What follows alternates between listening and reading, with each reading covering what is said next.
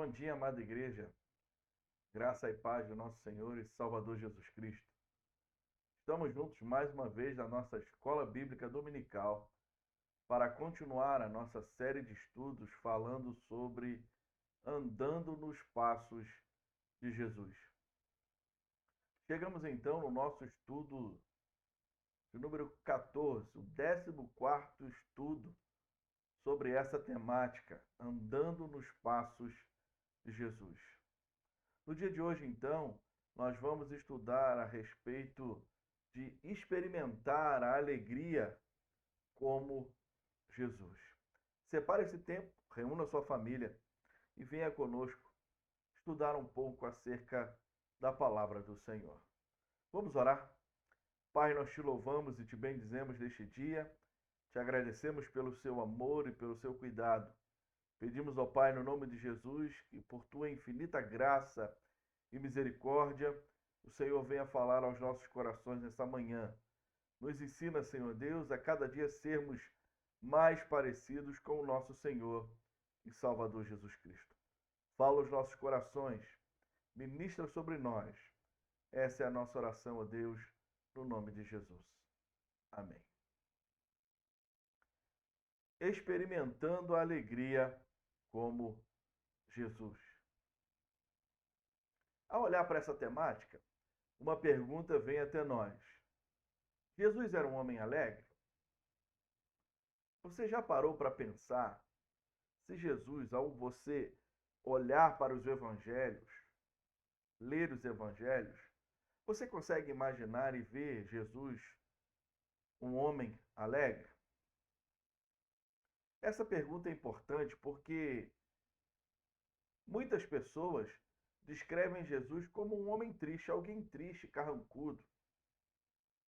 Muitos pintores que relataram toda essa questão, né, pintores religiosos, representaram ali nas suas pinturas o Senhor como alguém com um comportamento triste, um comportamento melancólico, cabisbaixo.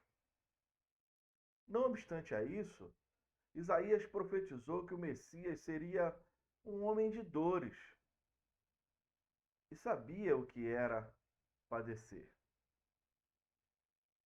Entretanto, ao olhar para essa perspectiva, o teólogo de Princeton, chamado B.B. Warfield, propõe em seu livro A Pessoa e Obra de Cristo o seguinte: ele diz assim: se o nosso Senhor foi um homem de dores, ele era ainda mais um homem de alegria. Se o nosso Senhor era um homem de dores, ele era ainda mais um homem de alegria. Será que é possível apoiar o parecer desse professor de que Jesus era uma pessoa alegre, um homem alegre? Nós então partiremos do ponto seguinte: nós vamos observar a alegria de Jesus. Nós vamos então partir do ponto em que vamos observar a alegria de Jesus. Mas para isso nós precisamos pensar em algumas situações a respeito de Jesus que os evangelhos vão relatar, retratar para nós. Nós podemos, por exemplo, lembrar que Jesus atraía as crianças. Vira e mexe, as crianças estavam ao redor de Jesus. Marcos capítulo 10, versos 13 a 16, nos diz o seguinte: então trouxeram algumas crianças a Jesus para que as abençoasse, mas os discípulos os repreendiam. Jesus, porém, vendo isso, indignou-se e disse-lhes: deixem que os pequeninos venham a mim, não os impeçam, porque dos tais é o reino de Deus. Em verdade, lhes digo, quem não receber o reino de Deus como uma criança, de maneira nenhuma entrará nele. Então, tomando as crianças dos braços, impondo-lhe as mãos, as abençoava. Você já percebeu a que tipo de pessoa as crianças são atraídas? Você já parou para pensar em que colo, tipo de colo, as crianças se sentem livres para ir, para sentar? As crianças normalmente não são atraídas a pessoas que têm uma feição triste, carrancuda. No entanto, as crianças são atraídas por pessoas calorosas, felizes, pessoas alegres.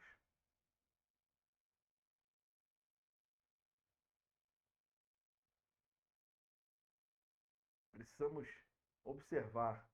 As crianças são atraídas por pessoas calorosas e felizes, pessoas alegres. A alegria de Jesus também pode ser observada por suas ações. E aí, podemos vê-lo participando de ocasiões festivas, tais como casamentos e festas. Jesus esteve envolvido no casamento de Caná da Galileia. Ele foi também um convidado de honra naquela festa dada por Mateus, um novo convertido. A participação de Jesus nessa festa de Mateus gera então críticas caluniosas da parte de alguns dos líderes religiosos daquele tempo. Em seu santo desapontamento, Jesus pergunta então de forma enfática. Observe comigo Mateus capítulo 11, versos 16 a 19, que nos diz assim: Mas aqui compararei esta geração. É semelhante a meninos que, sentados nas praças, gritam com os companheiros: Nós tocamos flauta, mas vocês não dançaram. Entoamos lamentações, mas vocês não prantearam. Pois veio João, que não comia nem bebia, e as pessoas dizem: Ele tem demônio. Veio o Filho do Homem, comendo e bebendo, e as pessoas dizem: Eis aí um glutão e bebedor de vinho, amigo de publicanos e pecadores. Mas a sabedoria é justificada por suas obras. De maneira interessante, o ministério de Jesus é contrastado, tem um contraste com a conduta austera e disciplinada no ministério de João Batista. Ao olhar para essa perspectiva, podemos concluir destas odiosas palavras de contraste proferidas pelos inimigos de Jesus. O que nós poderíamos concluir disso? Alguém sabiamente mencionou o seguinte: essas palavras constituem a mais valiosa calúnia já proferida por lábios perversos. Elas provam indiscutivelmente que Jesus não era melancólico, amargurado ou mal-humorado. É verdade que quando Jesus estava presente, a alegria estava presente. Jesus mesmo perguntou. Observe comigo Mateus, capítulo 9, verso 15. Jesus respondeu: Como podem os convidados para o casamento estar tristes enquanto o noivo está com eles? No entanto, virão dias em que o noivo lhes será tirado, e então eles vão jejuar. Nós podemos ver também declarações explícitas.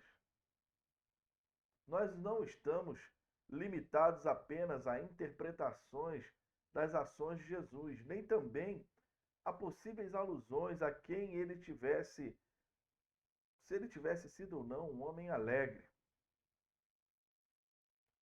Declarações explícitas aparecem na palavra de Deus de que Jesus verdadeiramente era um homem alegre. Por exemplo, quando os 72 discípulos voltaram a Jesus com seu relato ali encorajador, somos informados de que Jesus exultou.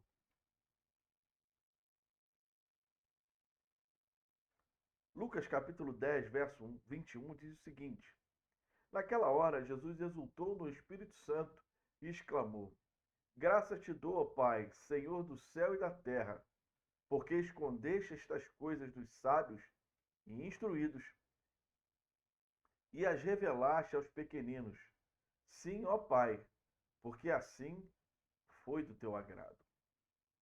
Surpreendentemente, os comentários alegres, mais explícitos dos lábios do Salvador, ocorreram nas horas menos prováveis, nas horas finais, que antecederam ali a sua crucificação. Naquelas horas em que ele estava ceando com os seus seguidores, aqueles que eram mais próximos, mais achegados a ele, Jesus explica. João, capítulo 15, verso 11, relata isso para nós. Tenho-lhes dito estas coisas para que a minha alegria esteja com vocês e a minha alegria seja completa. E então Jesus ora ao Pai Celestial. João 17, verso 13 diz: Mas agora vou para junto de ti, e isto falo no mundo, para que eles tenham a minha alegria completa em si mesmos. Depois de verdadeiramente olharmos para a vida de Jesus e reconhecermos o que ele disse a respeito de si mesmo,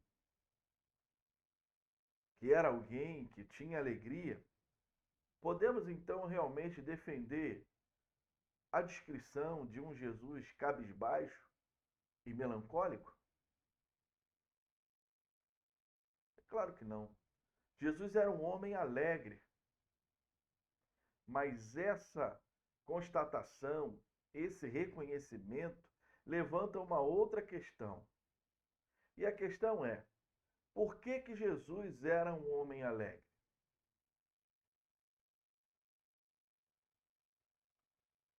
Fazendo essa pergunta, nós precisamos então chegar à constatação de que a fonte da alegria de Jesus certamente não eram as circunstâncias.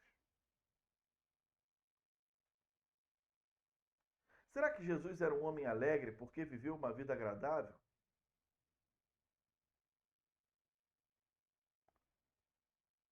Dificilmente. Jesus conhecia as dificuldades normais de um artesão, de um carpinteiro, alguém acostumado a lidar com o trabalho no primeiro século da Palestina. A vida, então, poderia ser difícil. Certamente, Jesus teve de trabalhar muitas horas em sua carpintaria para levar o sustento para sua mãe e seus meios irmãos mais novos. Poderíamos também acrescentar aquelas dificuldades diárias, a dor que enfrentou ao ser mal entendido durante os anos de seu ministério, além de eventualmente ser rejeitado pela maioria dos seus parentes. Viver num mundo caído, sendo mal entendido e rejeitado, foi para Jesus, imagino eu, uma dura experiência. Sem dúvida, mais aguda para Jesus, que era um homem sem pecado, do que uma pessoa cujos sentidos eram atenuados pelo pecado. Não podemos explicar a alegria de Jesus pressupondo que ele experimentou uma vida de circunstâncias felizes. Jesus também não extraía sua alegria de uma forma de anestesia à dor ao seu desapontamento. Robert Law, professor de Novo Testamento do Knox College em Toronto, escreveu o seguinte: ele disse: ninguém jamais sondou as profundezas da realidade, Ninguém jamais sondou as profundezas da realidade. Jamais penetrou o supremo âmago da vida como Jesus fez. Oh, que agonia o Jesus deve ter sentido, não apenas pelos cravos que o perfuravam, mas também pelo horror de ter sido feito pecado por nós. E, no entanto, não ter ele um pecado sequer. Sim, ainda que vivendo a vida de um homem de dores e que sabe o que é padecer, Jesus descreveu-se como um homem alegre, mesmo na noite pavorosa da sua crucificação, mesmo naquela noite pavorosa.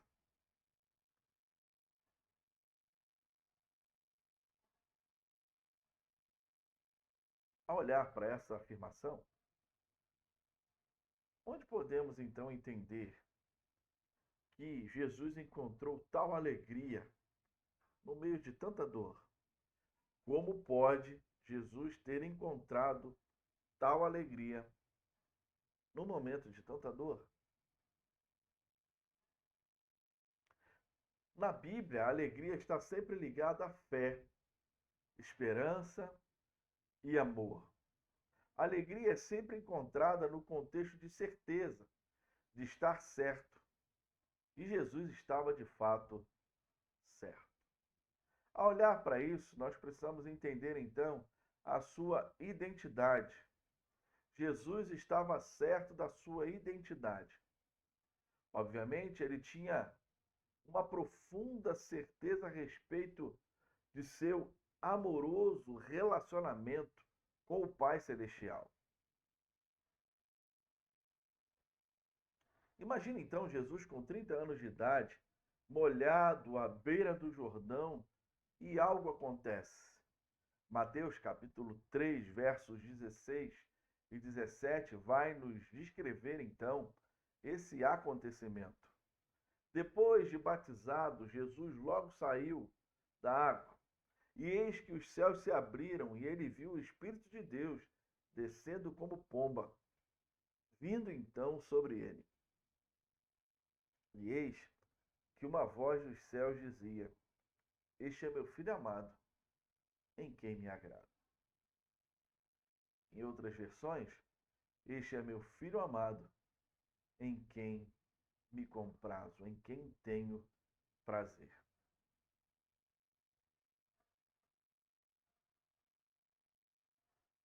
Quanto tranquilizadoras devem ter sido aquelas palavras para Jesus, enquanto ele saía do Rio Jordão para o deserto, a fim de ser tentado pelo diabo.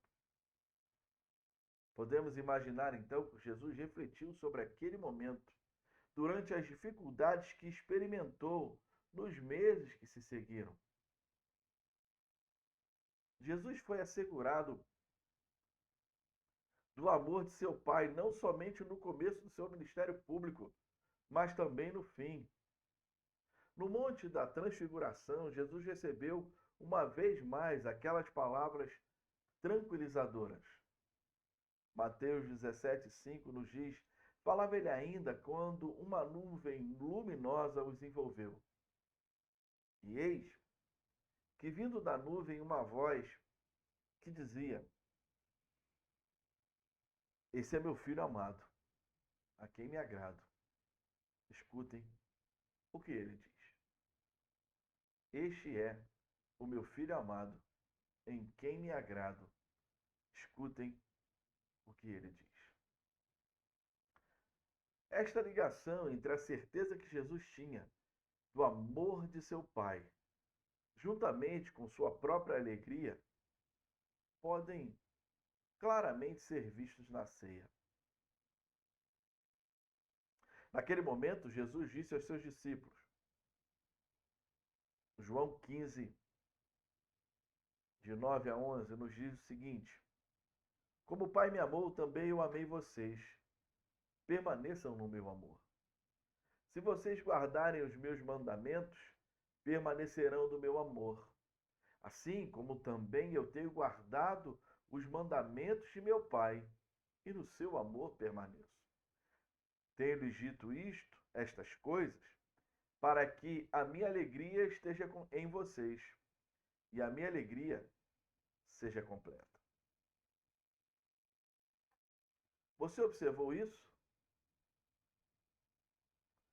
Jesus, certo do amor que o Pai tinha por ele e pelo amor que ele tinha pelos seus discípulos, ele explica que essa lembrança era para trazer alegria a seus seguidores. A certeza da sua identidade como filho de Deus e um filho muito amado de seu pai trouxe alegria a Jesus, mesmo quando se vê pregado numa cruz durante horas. A passagem então de João 15 nos traz outro elemento de certeza que produz alegria. Jesus disse o seguinte: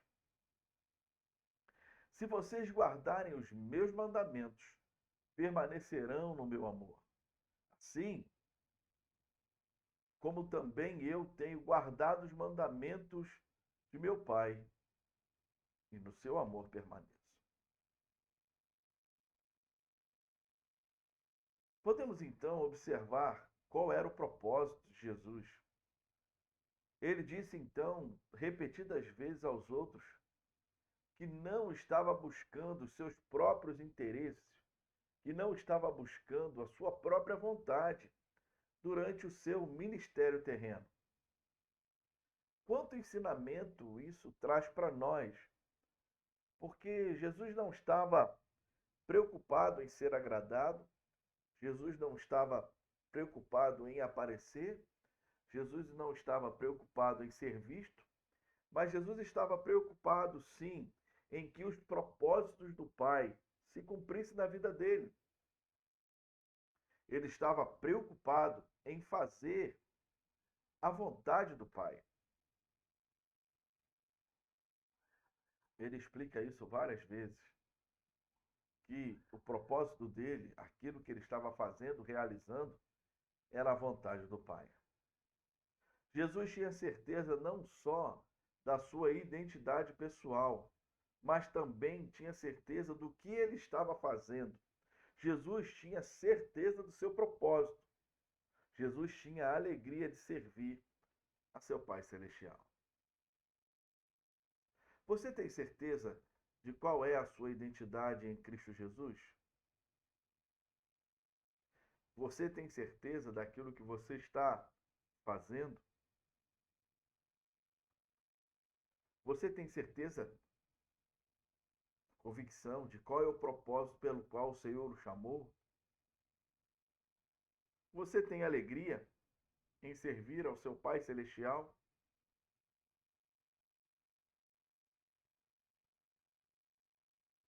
Pouco antes de ser preso, Jesus ora da seguinte forma: eu te glorifiquei na terra, realizando a obra que me deste para fazer. João 17, verso 4. Ao olhar então para esse verso das Escrituras, nós podemos observar que servir a si mesmo só traz uma felicidade superficial, uma felicidade que é temporária. Mas saber que estava fazendo a vontade do Pai Celestial trouxe verdadeira alegria à vida terrena de Jesus.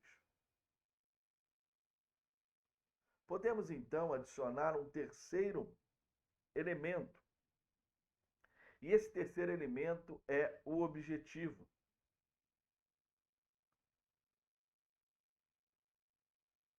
O terceiro elemento da certeza de que contribuiu para a alegria de Jesus é que Jesus sabia onde estava indo.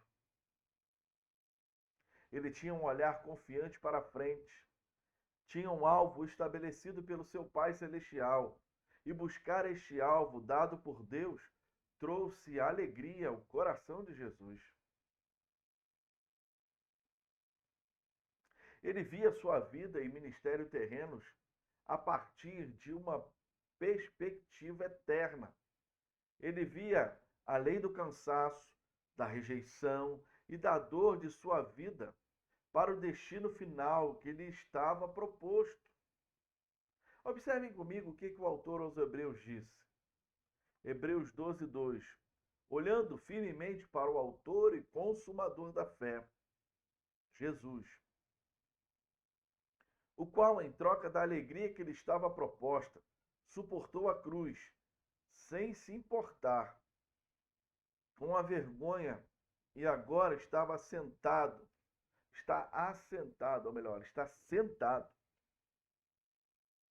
à direita do trono de Deus. O autor aos Hebreus nos convida a olhar firmemente para o autor e consumador da nossa fé. E quem é ele?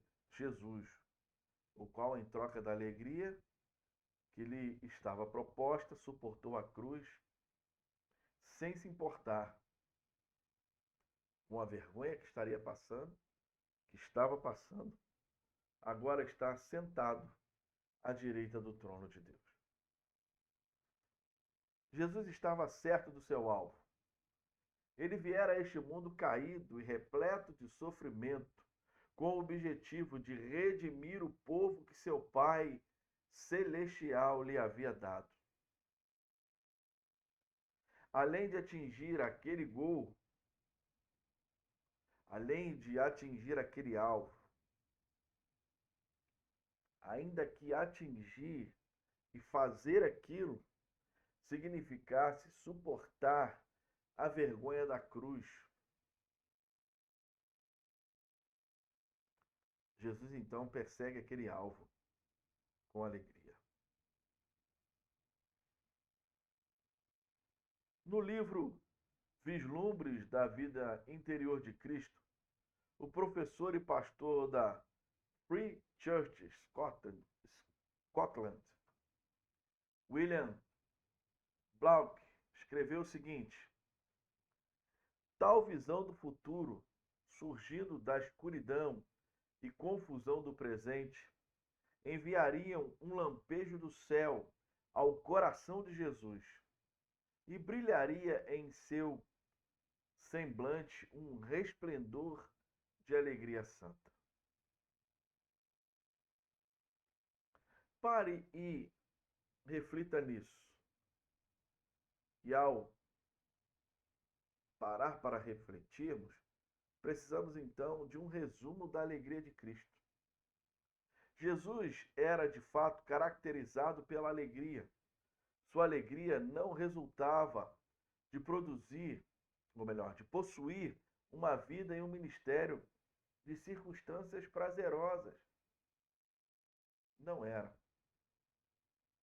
Jesus vivia como um homem de dores e que sabe o que é padecer. Também não podemos encontrar nenhum suporte para o conceito de que Jesus era alegre porque possuía um anestésico divino contra a dor. Pelo contrário, aquele Jesus puro e sem pecado certamente sentiu dor mais aguda do que cada um de nós, cujas emoções têm sido atenuadas por causa do nosso próprio pecado. Antes, a alegria de Jesus estava ligada na Bíblia com a confiança que ele tinha em, primeiro, a sua identidade como filho muito amado por Deus. Segundo, o seu propósito em cumprir a vontade do Pai. E em terceiro, o seu objetivo de chegar ao céu, tendo realizado a tarefa que o Pai lhe dera como Redentor. Ao olhar para esse resumo da alegria de Jesus, precisamos pensar, e quanto a nós? E quanto a nossa alegria? Ao analisarmos essa pergunta, devem então os cristãos levar uma vida marcada pela alegria? Devem. Alguns cristãos parecem ter reagido muito à futilidade da nossa geração. Como? De que forma? Promovendo um cristianismo que é primeiramente marcado pelo desagradável e por sem esperança. Estes cristãos sérios dão a impressão de que quanto mais funesta, ou seja, fatal, capaz de provocar morte, for a pessoa, mais espiritual ela deve ser. Que equívoco. No entanto, como escreveu o filósofo do século XX, Elton Trudwood, em O Humor de Cristo, ele escreveu o seguinte: qualquer suposto cristianismo que falha em expressar-se por meio da alegria, até que certo ponto é claramente ilegítimo. Qualquer suposto cristianismo que falha ao expressar-se por meio da alegria, ou seja, o cristianismo se expressa por meio da alegria. Ao olhar para essa declaração, parece ser uma declaração corajosa. Será que esse filósofo está certo? Como eram então os cristãos descritos no Novo Testamento? Será que aqueles homens e mulheres, jovens e crianças, eles eram marcados pela alegria? Ao imaginar isso, precisamos analisar como é que eram aqueles membros da igreja de Jerusalém. Atos capítulo 2, verso 46, vai nos deixar bem tranquilos a respeito disso, porque nos diz que diariamente aqueles homens e mulheres perseveravam unânimes no templo, partiam pão de casa em casa e tomavam suas refeições com alegria e singeleza de coração. A ilustração é de que aqueles cristãos reunidos juntos com alegria era algo notável.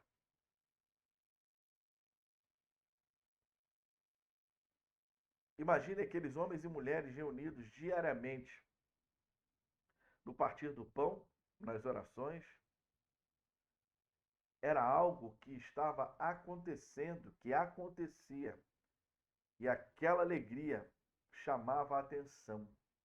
Aquela alegria, aqueles que estavam ao redor eram capazes de notar, de observar. De fato, o Novo Testamento ordena repetidamente que eu e você sejamos alegres. Vamos observar então alguns textos. Paulo aos Romanos, capítulo 12, verso 12 diz: alegrem-se na esperança, sejam pacientes na tribulação e perseverem na oração.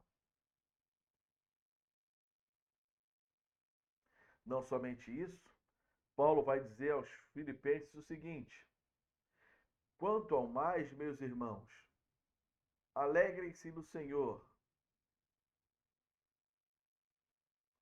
Escrever de novo as mesmas coisas não é um problema para mim. É a segurança para vocês. Filipenses capítulo 3, verso 1. Filipenses 4:4, alegrem-se sempre no Senhor. Outra vez digo, alegrem-se. De modo bem semelhante, os discípulos em Tessalônica, lhe foram ordenados o seguinte: regozijai-vos sempre. Não é um momento ou outro, mas sempre. 1 aos Tessalonicenses, capítulo 5, verso 16. Não somente aí, Paulo não para por aí. Olha o que ele explica aos Gálatas. Mas o fruto do Espírito é. Aí ele começa a enumerar e diz que um dos frutos é a alegria. Paulo também mostra aos crentes romanos que o reino de Deus não é comida nem bebida, mas justiça, paz e alegria no Espírito Santo. Romanos capítulo 14, verso 17. Ao observarmos então esses textos, podemos notar que o Novo Testamento está repleto de cristãos alegres. De fato, é certo, é real, verdadeiro, que a eles foi ordenado, tal como a nós, que aqueles homens e mulheres fossem alegres e nós também. A alegria, então, é uma característica identificadora, é algo que identifica daquele que tem sido habitado pelo Espírito Santo. É uma característica da pessoa que pertence ao reino de Deus. É uma característica do habitante do reino dos céus. Ao analisarmos então a declaração de True Blood, ela está correta de fato. O cristianismo sem alegria, ele não seria algo genuíno. Ao olhar para essa perspectiva, chegamos então à conclusão de que a nossa alegria, a nossa fonte de alegria, certamente não são as circunstâncias. Qual é então a fonte da alegria cristã? A nossa alegria deve vir das circunstâncias? Deus nos tem prometido uma vida livre da dor e da frustração? A resposta a estas questões é não. A vida cristã é marcada por dificuldades e provas. Deus nos deu algum anestésico divino para atenuar, para diminuir a dor de viver no mundo caído? É esta a explicação para a alegria cristã? Será que seria essa a explicação que daríamos? É evidente que não. Nós somos aqueles que lamentam mais fortemente do que nossos vizinhos não crentes, porque estamos mais cientes dos efeitos dolorosos do pecado em nossas vidas e no mundo. Jesus vai dizer em Mateus, capítulo 5, verso 4, bem-aventurados os que choram, porque serão consolados. Então, afinal, qual é a base da alegria cristã? Qual é a base? A alegria do crente é como de seu mestre. Assim como Jesus, nossa alegria vem de uma certeza fundamentada, ou seja, uma segurança. Tal como Cristo, nós cristãos temos alegria por causa da certeza da nossa identidade. Como mencionou William Blake, a alegria depende muito menos do que temos do que daquilo que somos. O entendimento, então, de que somos identificados como filhos escolhidos por Deus, traz a verdadeira alegria cristã. Jesus ensinou em Lucas capítulo 10, verso 20. No entanto, alegrem-se.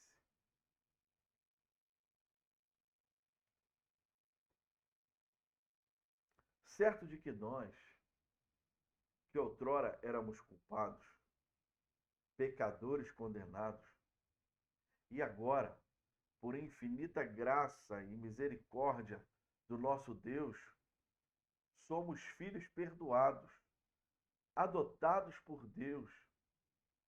Isso deve trazer profunda alegria ao coração do crente. Observe então o etíope perdoado e recém-batizado por Filipe. Atos capítulo 8, verso 39 nos diz: quando saíram da água, o Espírito do Senhor arrebatou Filipe, e o eunuco não o viu mais. E este foi seguindo o seu caminho, cheio de alegria. Não somente o eunuco, podemos também observar o carcereiro de Filipos. Atos capítulo 16, verso 34. Então, levando-os para a sua própria casa, deu-lhes de comer e com todos os seus manifestava grande alegria por ter crido em Deus. A escravidão do pecado, então, se tornaria liberdade em Cristo. A condenação se tornara salvação. A afeição de desaprovação do Pai se tornara, então, um sorriso. A religião de Cristo é a religião da alegria. Cristo veio para tirar os nossos pecados, retirar a maldição, quebrar as nossas cadeias, abrir nossa prisão, cancelar nossa dívida, em uma palavra, para dar-nos óleo de alegria ao invés de pranto, vestes de louvor ao invés de espírito abatido, vestes de louvor ao invés de espírito angustiado. Temos então um novo relacionamento com Deus, uma nova identidade. Romanos capítulo 5, versos 1 e 2, Paulo vai dizer: justificados, pois, mediante a fé, temos paz com Deus, por meio do nosso Senhor Jesus Cristo, pelo qual obtivemos também acesso pela fé a esta graça na qual estamos firmes e nos gloriamos na esperança da glória de Deus. Vimos identidade, agora veremos propósito. O cristão também tem alegria por causa da certeza de seu propósito. E qual certeza é essa? De sabermos que somos servos do Deus Altíssimo. E fazer o que lhe agrada nos enche de alegria. À medida que eu e você obedecemos ao nosso Pai Celestial, podemos entender a verdade da canção de testemunho de Oswald J. Smith, que diz o seguinte: há alegria em servir a Jesus enquanto percorro o meu caminho. Que verdade maravilhosa! Há, de fato, uma alegria verdadeira em servir a Jesus enquanto percorremos o nosso caminho, enquanto percorremos o caminho no qual o Senhor tem proposto para você e para mim, para nós, a sua igreja. Buscar o nosso próprio prazer e felicidade eventualmente vai produzir apenas uma aridez e um desapontamento. Mas buscar a vontade de nosso Senhor produz no nosso coração uma profunda alegria. Imagine, pare para imaginar a alegria do coração de cada crente quando ele ouvir aquelas palavras mais abençoadas naquele grande dia. Você poderia imaginar quais palavras seriam essas? Mateus, no capítulo 25, verso 21, diz o seguinte: o Senhor disse: muito bem, servo bom e fiel. Você foi fiel no pouco, sobre muito o colocarei. Venha participar da alegria do seu Senhor. Venha participar da alegria do seu Senhor. Assim, então, como nosso Senhor, os cristãos conhecem a alegria que vem. Mas vem da onde? vem de ter a certeza de saber para onde estamos indo, a certeza do nosso alvo. Ao olhar e entender esse princípio, chegamos à constatação de que nossas vidas não são sem sentido. Tudo que Deus tem providencialmente trazido à nossa vida é movido, melhor dizendo, por seu objetivo final para nós. Tudo que Deus providencialmente traz é movido por seu objetivo final. Até mesmo aquelas dolorosas experiências na vida, e quem não tem experiências dolorosas, todos nós temos, todos nós passamos por dificuldades, aflições, por dores, angústias. Todas elas, todas essas experiências podem ser recebidas como um profundo senso de alegria.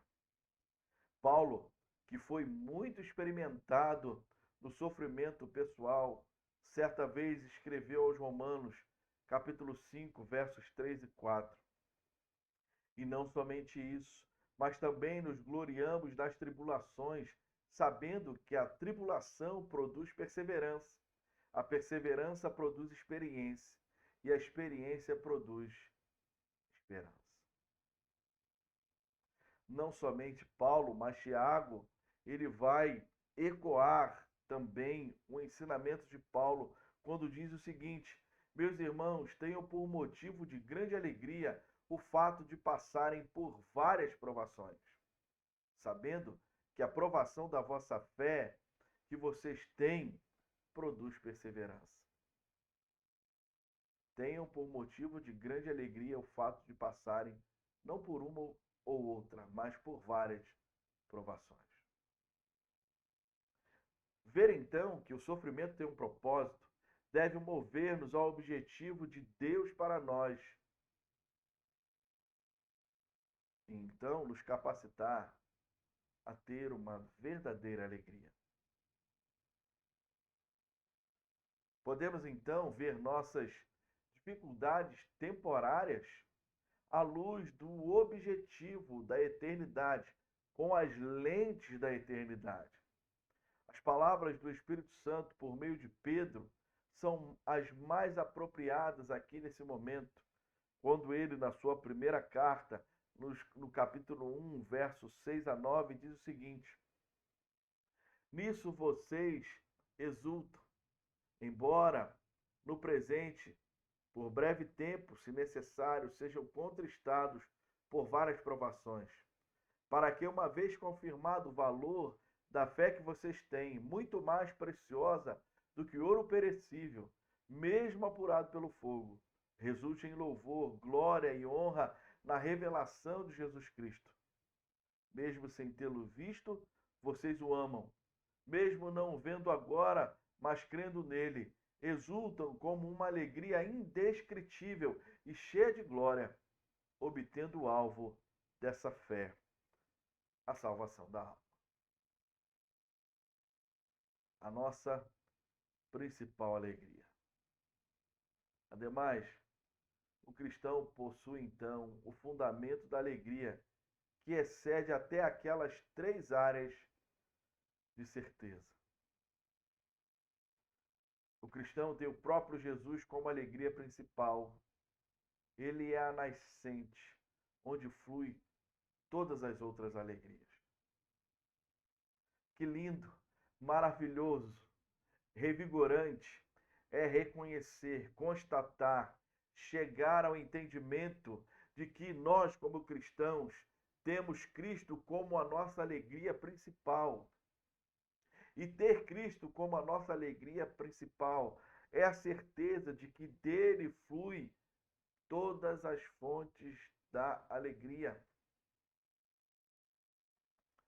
Na noite, antes de ser levado de seus discípulos para os 3 dias de aprisionamento, julgamento e crucificação, e não somente isso, sepultamento, Jesus os assegurou de que o sofrimento deles se tornaria alegria. E qual seria a força, então, motivadora por trás da sua alegria restaurada? O que seria então capaz de motivar, dar forças? João capítulo 16, verso 22, nos diz o seguinte: assim também agora vocês estão tristes, mas eu os verei outra vez. E o coração de vocês ficará cheio de alegria, e ninguém poderá tirar esta alegria de vocês. Lembre daqueles dois discípulos no caminho de Emaús? Vocês conseguem lembrar deles? Estavam ali desiludidos, angustiados, aflitos, entristecidos. Mas Jesus vai caminhando com eles. E quando caminha com eles, Jesus vai expondo as Escrituras, falando o que as Escrituras falavam acerca dele. E no final, quando Jesus se revela no partir do pão, aqueles homens chegam à constatação, olham um para o outro e dizem uns aos outros ali, um para o outro: será que no nosso você não sentiu que na caminhada, quando ele ia expondo, falando acerca das Escrituras, o nosso coração ardia? Ou seja, Jesus restaurou a alegria de volta ao coração daqueles homens. E eles foram capazes de voltar e contar tudo aquilo que eles tinham visto. A prometida presença do próprio Jesus Cristo é o principal gozo do cristão. Ao buscarmos e encontrarmos Jesus, temos então alegria. O desafio para você e para mim nessa manhã é buscarmos alegria no Senhor. Onde está o motivo da sua alegria? Eu quero então encerrar com as palavras de Jean Sofia Pigot, que diz o seguinte: Jesus, eu descanso no gozo do que tu és. Encontra a grandeza de teu coração amoroso. Tu me convidas a fitar os meus olhos em ti, enquanto tua beleza preenche minha alma, pois por teu poder transformador, tu me tens contemplado, ou melhor, completado. Que nessa manhã, essa palavra possa trazer alegria ao seu coração. Que o Senhor nos dê a graça de, nas dificuldades do dia a dia, nas situações do dia a dia, você e eu, nós, possamos encontrar e experimentar uma alegria verdadeira, como Jesus experimentou. E experimentar essa alegria verdadeira só é possível através de uma vida que glorifique, exalte, engrandeça e viva para a glória do Deus Pai. Que Deus te abençoe nessa manhã. Que você possa ser ricamente abençoado por esta palavra nesta manhã. Eu quero então orar com você. Pai, em nome de Jesus, obrigado pela tua palavra. Que ela encontre, Deus, lugar nos nossos corações e que possamos aprender que, assim como Jesus foi um homem alegre, nós também, como teus filhos, temos motivos, ó Pai, de sobra para sermos alegres em Cristo Jesus. Nos ajuda, Senhor. Nos alimente a cada dia através da tua palavra. Se revele a nós e nos dê a graça de, dia após dia, experimentarmos tudo aquilo que o Senhor tem para nós.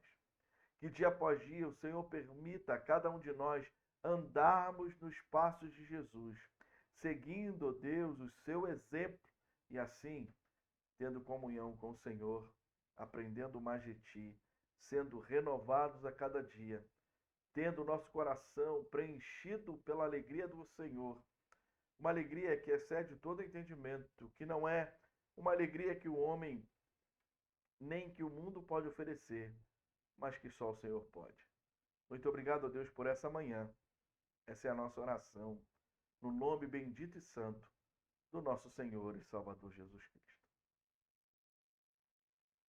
Que Deus te abençoe, você tenha um domingo cheio da presença do Senhor. Lembre-se, a igreja não é um lugar para frequentar, mas uma família para pertencer.